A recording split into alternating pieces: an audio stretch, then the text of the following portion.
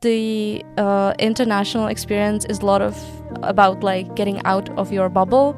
You are fed with certain stereotypes, and then when you actually meet these type of people, you are surprised. I was surprised by myself, the fact that I was very outgoing and I was really talking to a lot of people, making a lot of friends. Don't forget to get out from your residence, to close the textbook and go somewhere with your friends or experience new city. I know that I sacrificed a certain health for this, but at the same time, I believe it was kind of a dream come true, I guess.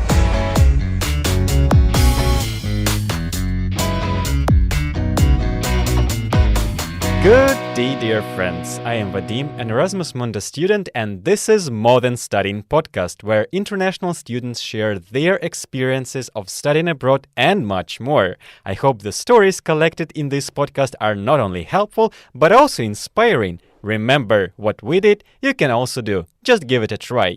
Today my guest is Eliška from Czech Republic, Prague. Last year she moved to Leuven to study Communication Science, Digital Media at Catholic University of Leuven. Hi Eliška, how are you doing? Hi, hello. Thank you for having me. I'm doing great because today in Belgium it's very sunny, which is something that is not everyday thing, right?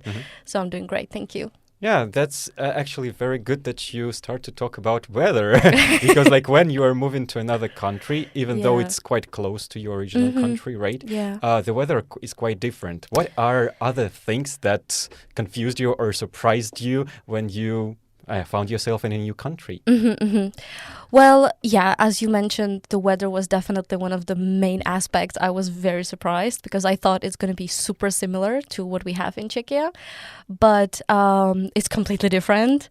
And another thing I was kind of surprised was the public transportation system, to be honest.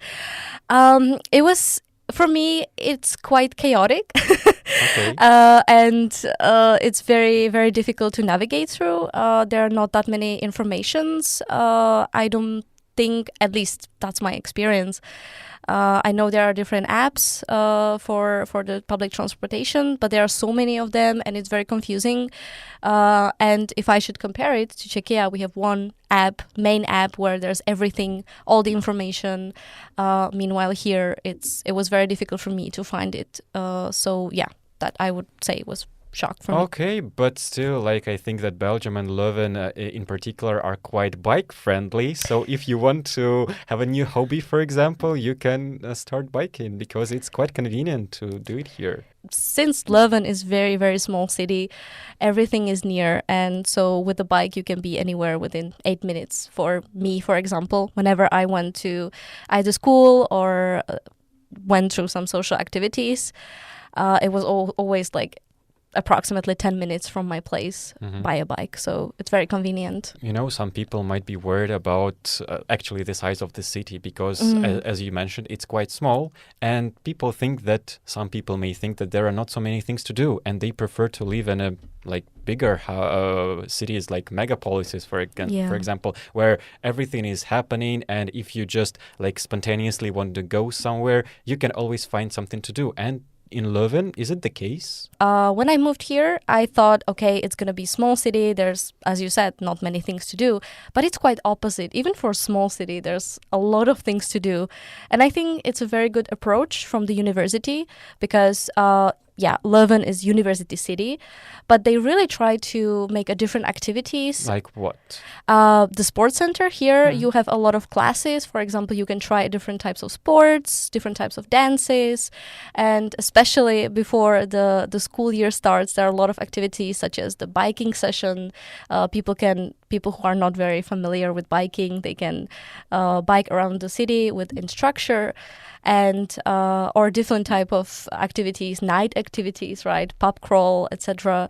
So to be honest, I was very surprised because before my academic year actually started, I went through a lot of things that I didn't even have time to go through all the activities I actually wanted to because it was very packed. How to find these activities?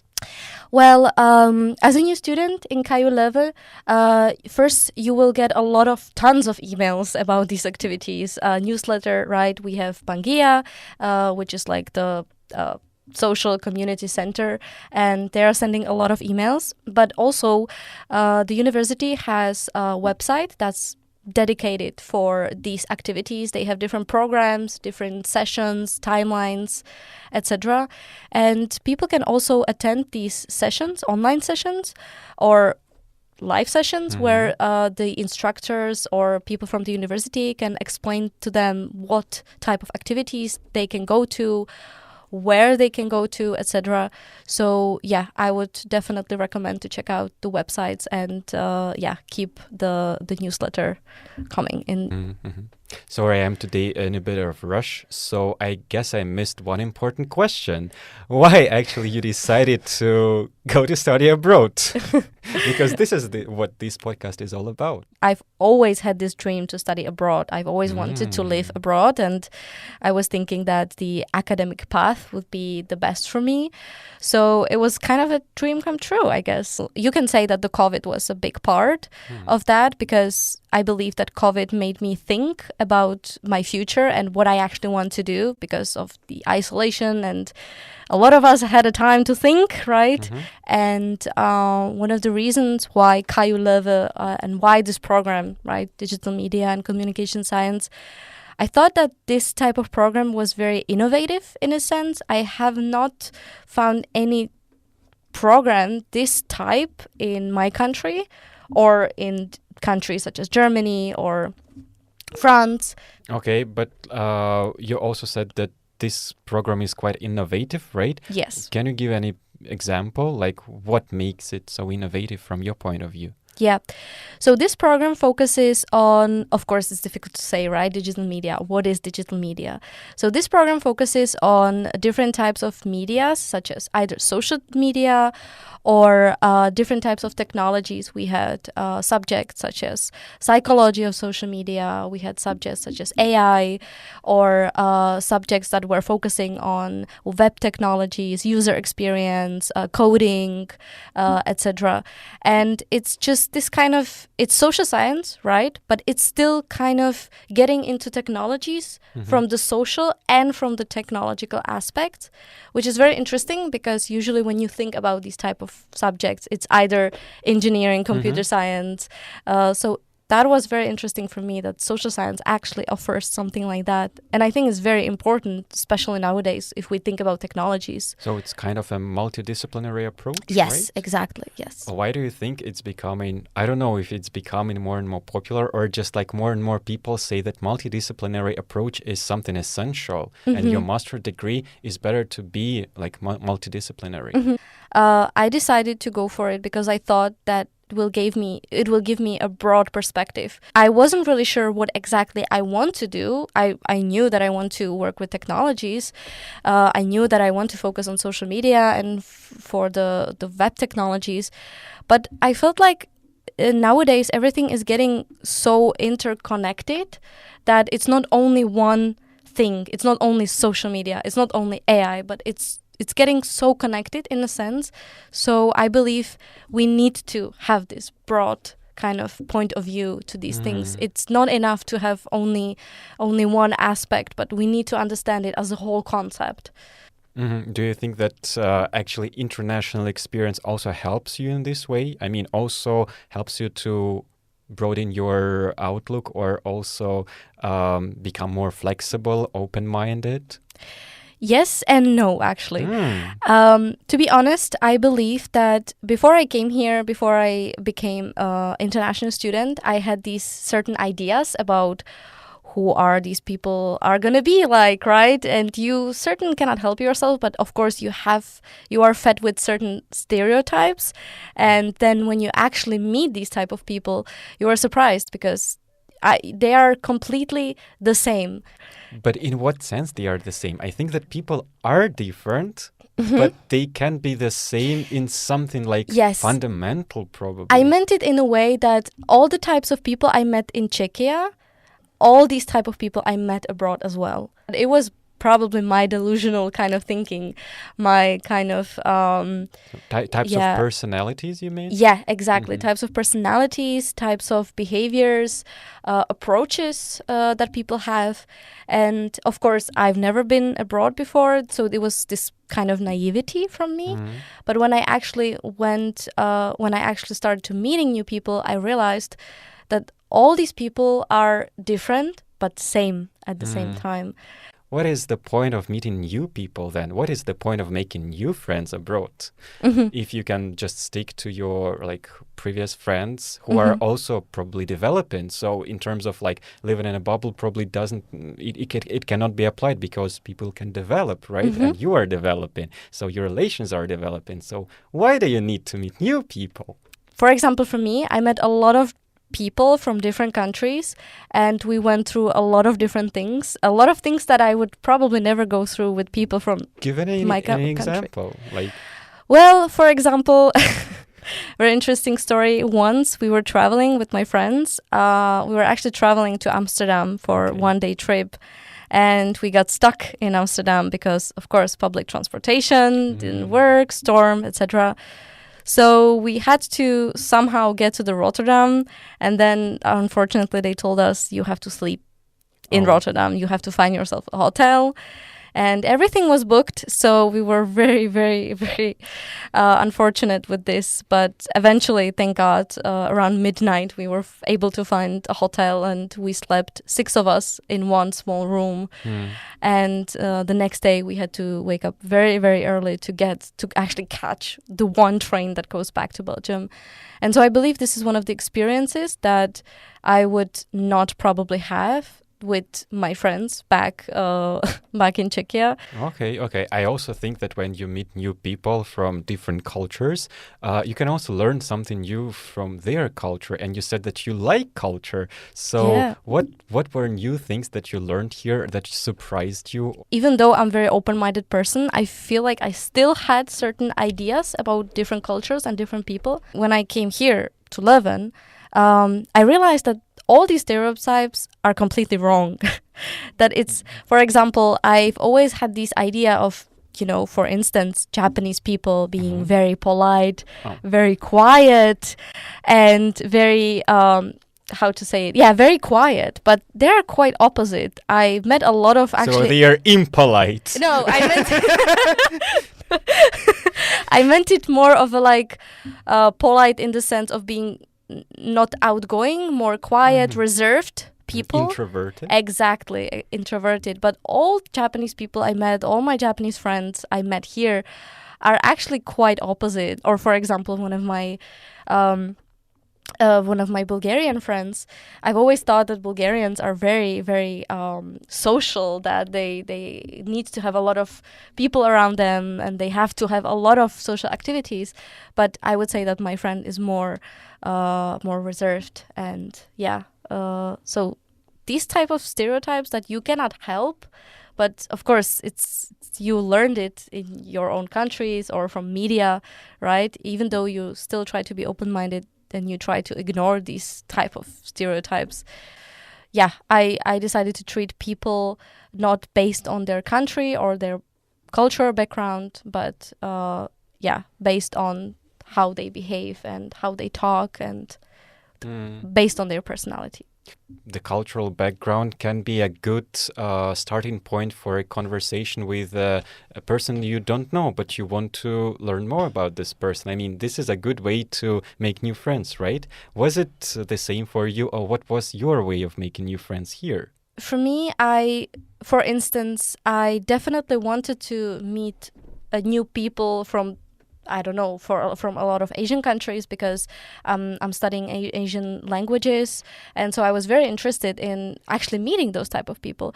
But in the end, I realized that for me it was not at all about the cultural background. Of course, I was interested in meeting those people and talking to them, but in the end, all the friends I made at the end of the day are from all the different countries all around the world, the countries I have never even thought about meeting here in Leuven, right?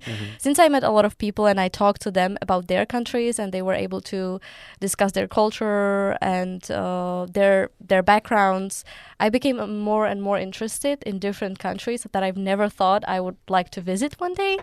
Any example? For example, Philippines or Mexico. To try mangoes? Yes, Philippine mangoes. I've heard they are the best. Just heard. You'd never tried them? Yeah, I actually tried them once. That's true. I completely forgot. I tried so many food here. So yeah, but the mangoes, it's right. They are the best. So I hope I will one day try them in Philippines.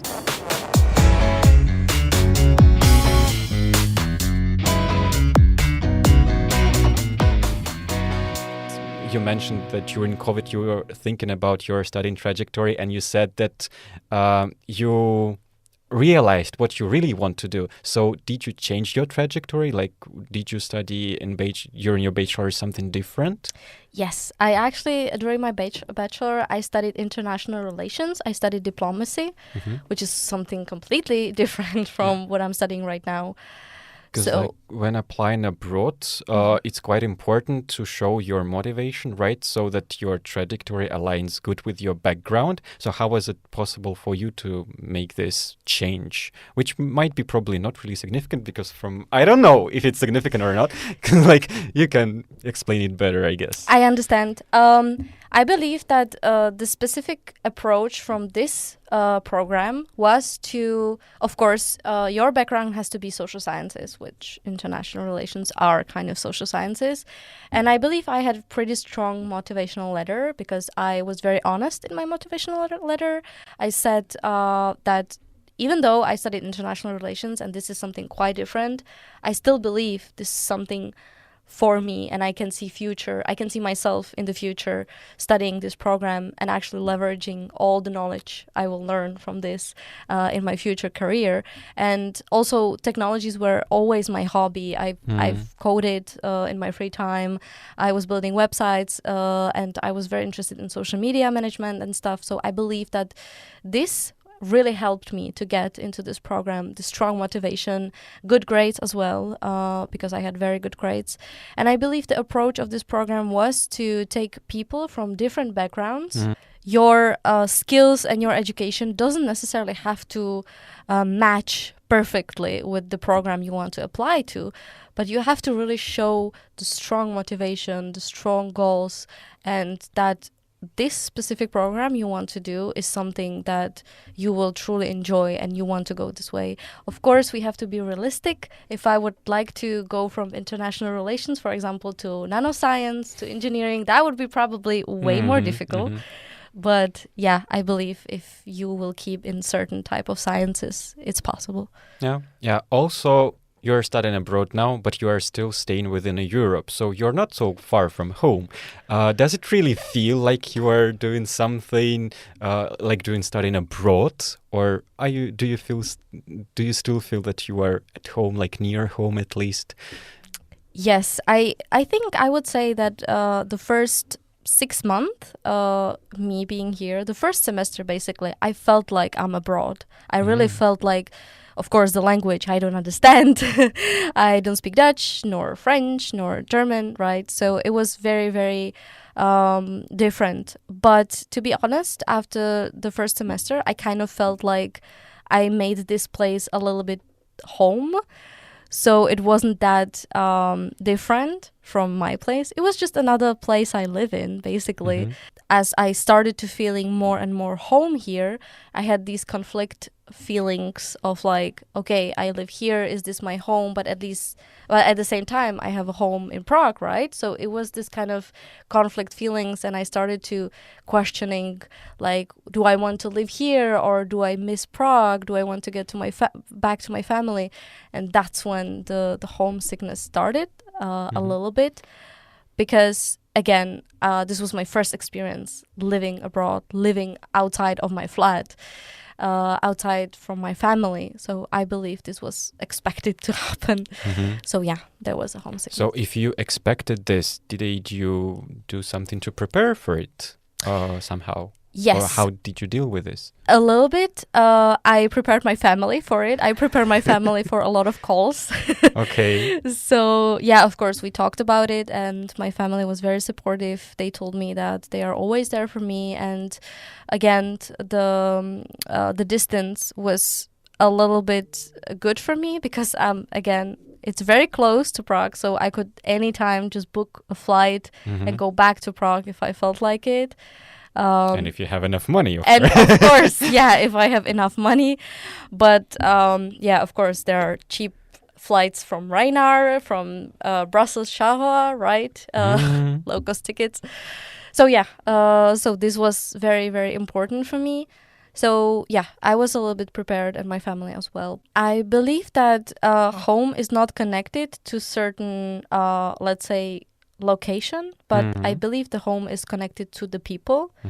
So if I have people that I love in Prague, it's my home there as well. If I have people that I love here in Leuven, it's my home as well.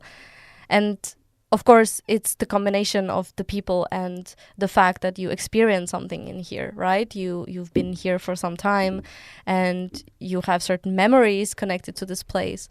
So I believe that these are the two factors for me, definitely, the memories and the people here that made me feel like I'm home. If you decide to stay in your dorms all the time, only studying, only going to the classes and not really trying to talk to people, of course it's going to be more difficult to make friends and maybe new experiences. But I believe you can do that by yourself as well, because for example, I know a lot of people from here who have a lot of friends, but they want to spend time only with themselves, and so they decide to solo travel, for example. So it's still possible, yeah. But I believe that the international experience is a lot about like getting out of your bubble, get some courage, because before this, I don't know if you can say, but I'm an introverted person, and it was very difficult for me to start new friendships. But when I came here, I was surprised by myself, the fact that I was very outgoing and I was really talking to a lot of people, making a lot of friends. So were you pretending all your life before coming Maybe. here? Or are you pretending now? That's a question I ask you myself, actually. No, just kidding. No, yeah, I was always introverted person, and it was difficult for me. I was not that outgoing, but something happened to me when I came here. I guess it was this experience of, I want to meet all these people. I want to talk to them. I want to hear them, and I want to experience everything new. What a passion. Yeah, exactly. So I believe this gave me a certain courage to get out from this bubble that I had. And I don't say it's necessarily bad, right? Some people just are comfortable with it, and it's completely fine. But I think this experience popped this bubble for me. And thanks to it, I became more extroverted, I would say. I think one of the main barriers to come out of this bubble is, of course, language barrier, because when you come to a new country, you have to speak English, and it might be even mentally difficult to overcome this barrier. So do you have any advice how to be comfortable with speaking English with different people? I think that what I would give as advice is speak. Just speak. Like, don't think about mistakes. Don't think about it too much. Don't get discouraged if you say something wrong, or if you don't know how to say something. Just speak and try to find different people that you can talk to.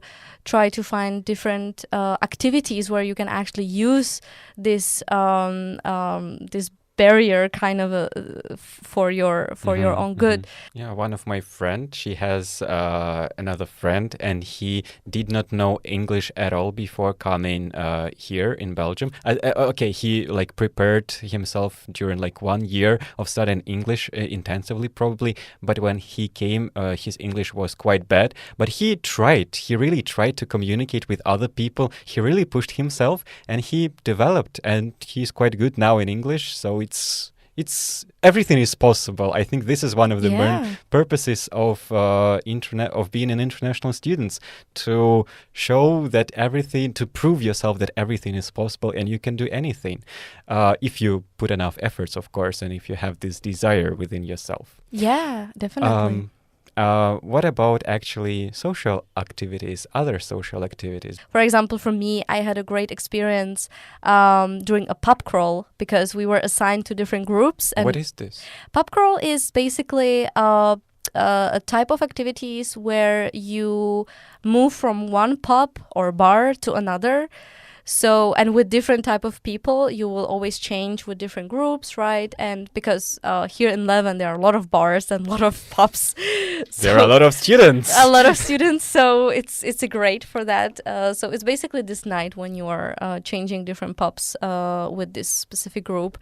And you have an opportunity to actually meet people in this group. And so for me, I've studied Japanese for some time, so I was able to talk to a few Japanese people.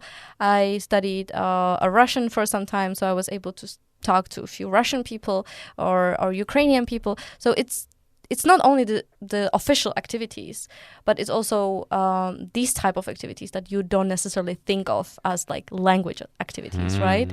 Yeah, so there are a lot of opportunities. You just need to be open to them. But what people should do if they are studying not in KU Leuven, for example, like just in other universities, probably how it was organized in your university, because I'm sure that in Prague there must have been a lot of international students.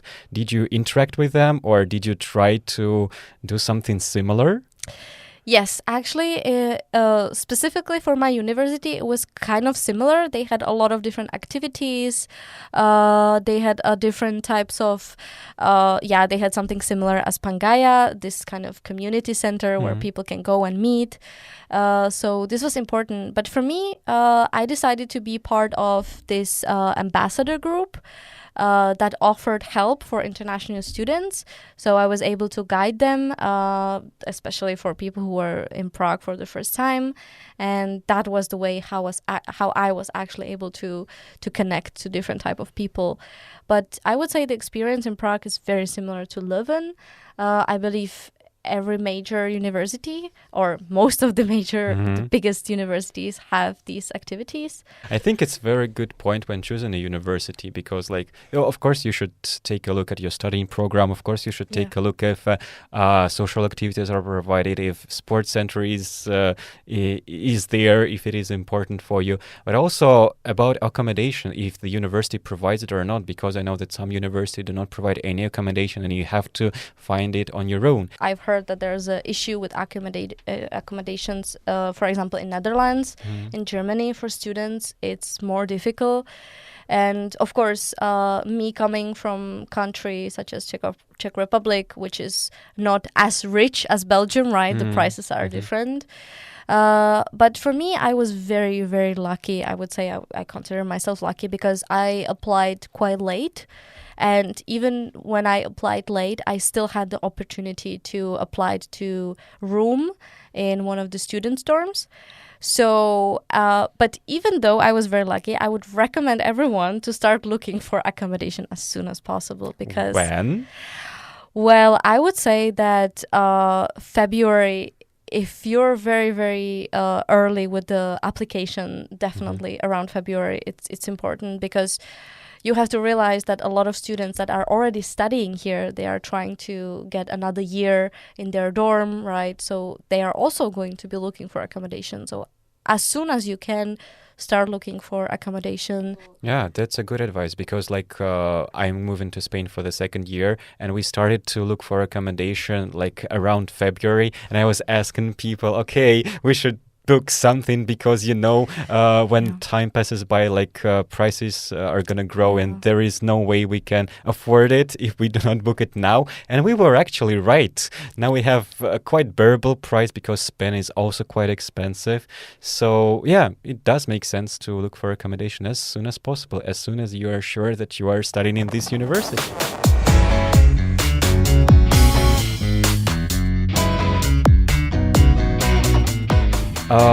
Talking about finances, how is it possible to actually manage your finances? Because you said that prices are significantly different from Czech.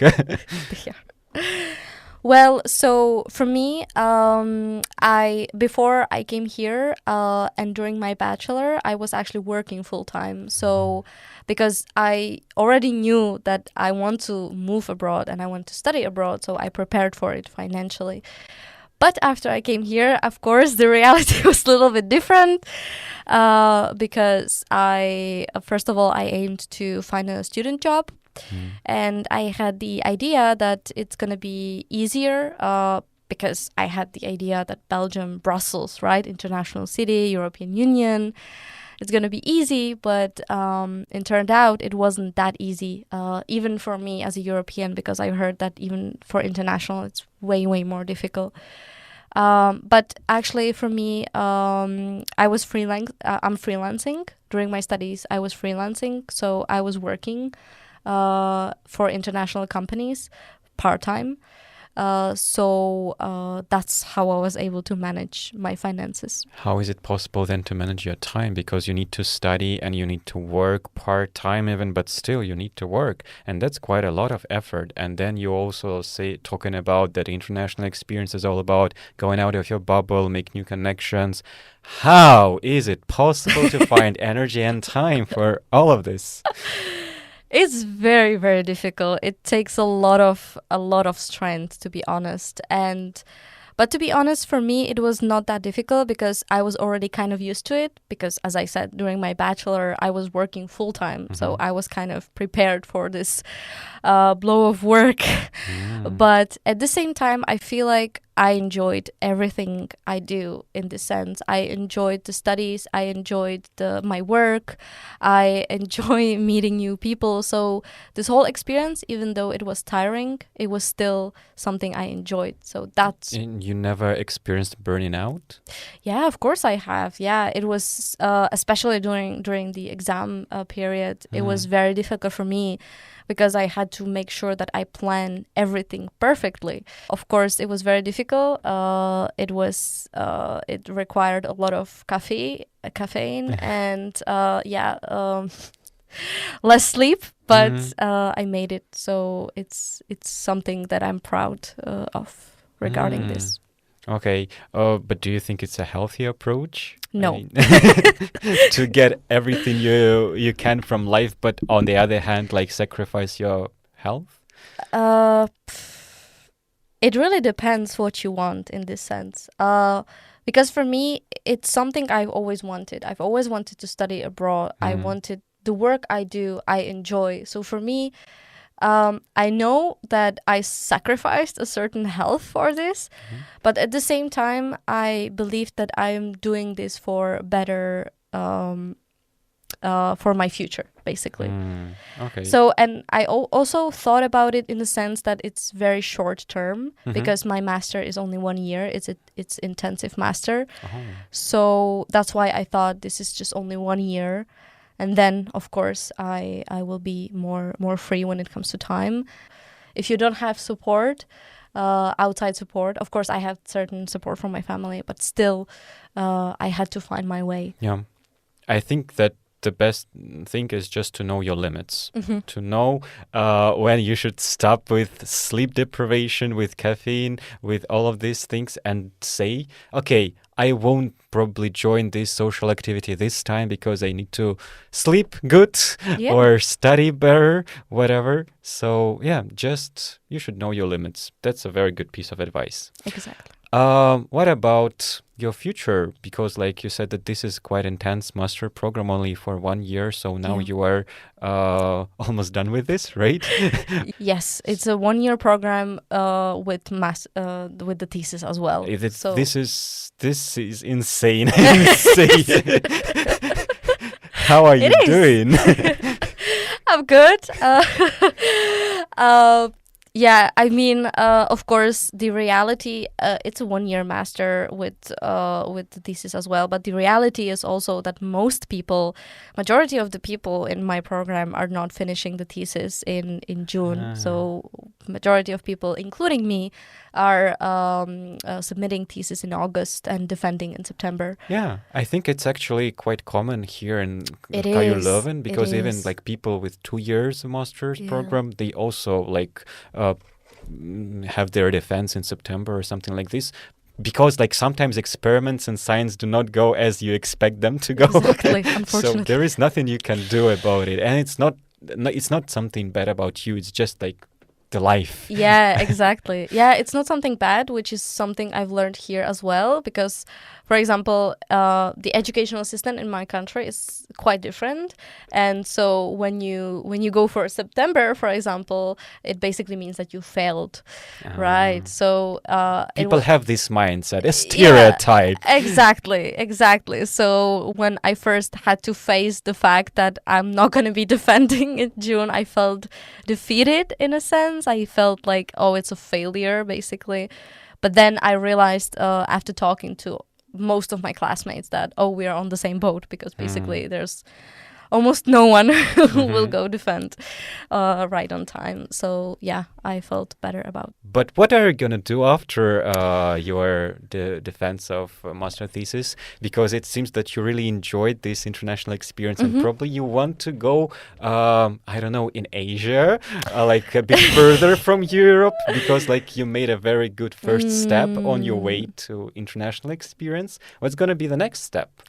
Yeah, definitely. I feel like I cluster my goals in certain sense. So for me, one goal was to go abroad, study abroad. And the next goal is probably going to be working for an international company. I actually started, as I mentioned, a freelancer. So I'm working for different companies. But I would like to experience a work environment in different countries. So I was interested in moving to Sweden or apply to different positions in Sweden. And of course, one of my next goals is 2 months in Japan, when you basically go to language school. And so that would be probably my next goal. And maybe later, after a few years, who knows, I'll come back to academics again outside of Europe. Yeah, why not? You want to try all the opportunities that life gives you. Yeah, exactly. That's a very good approach, I guess. Can you give any piece of advice for people who are just considering starting study abroad, or who are coming to a new country and they don't know what to expect or how to deal with all this information, with all these emails that they receive, that there are so many opportunities, how to choose them? I understand it's very difficult to navigate, as you said, through all the informations and the overload of the activities, etc. But I would probably say focus on what you like personally, and try to find activities in this type of circle. Don't try to try everything, because there's too many things to try when it comes to activities. So focus on what you like, or focus on what you think that you might do, definitely. But don't try to do everything, because you will never be able to do that. Definitely don't focus only on studies. Like, it's important to study. Of course, that's why you're here, or that's why you're in certain university. But don't forget about the experience. Don't forget to get out from your residence, to close the textbook and go somewhere with your friends or experience new city. It's about studying. However, don't forget about yourself as well. There should be a balance. That's true. And if our dear friends, listeners, have any further questions about studying abroad, you know that you can ask them in comments. Also, please share the podcast if you like it, and also support us with with your feedback, of course. Our feedback we will keep here. Always do your best and live with all your heart. Eliška and Vadim were with you today. Stay tuned to our Modern Studying podcast.